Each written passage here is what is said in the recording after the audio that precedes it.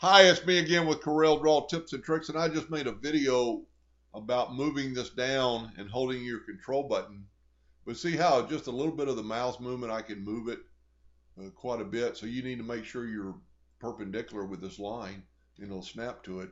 But you can make that constraint more, well, it will not do that. So if you go to Tools, go to Customization, Workspace, Edit, there's your constraint angle. So let's change it to 45 degrees. Now let's watch what happens when I grab these four nodes.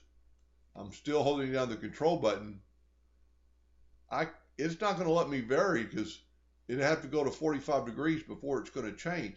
So if you need to move something precisely at a perpendicular angle, set your constraint at a higher number, and then your hand movement or nobody's perfect with a mouse.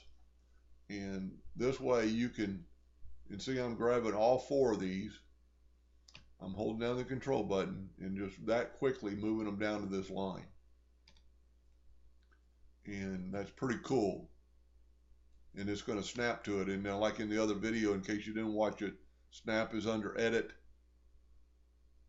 The snap is under view, snap to object, and then it's going to snap to that line.